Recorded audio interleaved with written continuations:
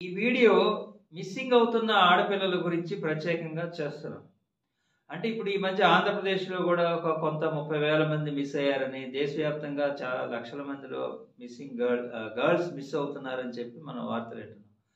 Missing girls విషయంలో పోలీసులు ఏం చేయాలి అనే విషయం మీద 2002లోనే హోరీలాల్ వర్సెస్ కమిషనర్ అనే కేసులో సుప్రీంకోర్టు కొన్ని గైడ్‌లైన్స్ ఇచ్చినాయి.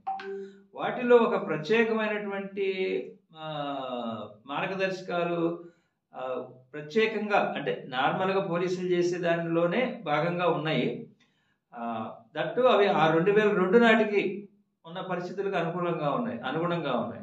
ఇప్పుడు ఈ విషయం ఎందుకు చర్చకొచ్చిందంటే సెప్టెంబర్ 13వ తారీఖున సుప్రీంకోర్టులో ఒక విషయం కేసు రావడం జరిగింది. ఏంటంటే మొత్తం దేశవ్యాప్తంగా కూడా గర్ల్స్ గాని, ఉమెన్ గాని మిస్ అయితే సెంట్రలైజ్డ్ అంటే దేశవ్యాప్తంగా ఒక అలర్ట్‌ని క్రియేట్ చేసే విధంగా, ఒక సెన్సిటివ్‌నెస్ క్రియేట్ చేసే విధంగా ఒక మెషినరీ కావాలని చెప్పి ఒక రిట్ సుప్రీంకోర్టులో వేయటం జరిగింది.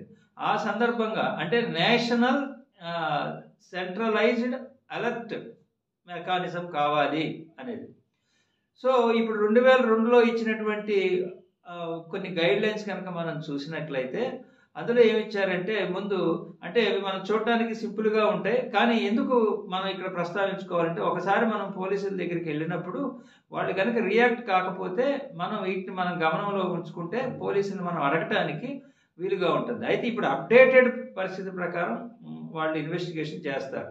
అంటే అప్పుడు పాత కాలంలో ఫోటోలు ప్రింట్ చేయాలి, టీవీలో చెప్పాలి అని చెప్పేది అలా ఉంటాయి. కానీ ఇప్పుడు వచ్చేసరికి టెలిఫోను, మొబైలు, వీటి సిగ్నల్స్, లొకేషన్స్‌ని పట్టుకోవటం ఇలాంటివన్నీ లేటెస్ట్ అప్డేషన్స్, మ్యాప్స్ ఇవన్నీ ఉంటాయి. సో సీసీ కెమెరాలు వీటిని అదనంగా మనం గుర్తుపెట్టుకుంటూ 2002లో ఇచ్చినటువంటి విషయాలేంటో చూసినట్లయితే రిపోర్ట్ ఇచ్చిన వెంటనే ఇమ్మీడియేట్‌గా ఫోటోలు అప్పుడు అన్నిటికీ ట్రాన్స్ఫర్ చేయటం, ఇవన్నీ షేర్ చేయటం ఇవన్నీ జరగాలి అన్నిట్లో కూడా.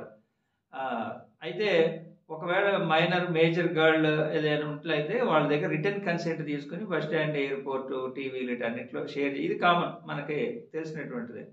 అట్లాగే నైబర్‌హుడ్‌లో ఎంక్వైరీ చేయటం అంటే ఈ మన చదువుకునే కదా కానీ కాలేజీల్లో కానీ ఇవంతా పరిచయము, రిలేటివ్స్ ఇదంతా చేయాలనేది సెకండ్ స్టెప్. అట్లాగే ప్రిన్సిపల్, క్లాస్ టీచరు, కాలేజీ ఇదంతా నార్మల్‌గా పోలీసులు ఇవన్నీ చేస్తారు. అలాగే ఎక్స్టెండెడ్ ఫ్యామిలీకి రిలేటివ్స్, నైబర్స్, స్కూల్ టీచర్స్ అంటే ఒక ప్రొసీజర్. పోలీసులు కనుక ఇవన్నీ చేయకపోతే ఇలా చేయాలి, మనకు సుప్రీంకోర్టు ఈ విషయం చెప్పింది అని చెప్పి మనం పోలీసులకు గుర్తు చేయడానికి ఉపయోగపడే గైడ్‌లైన్స్ ఇవి.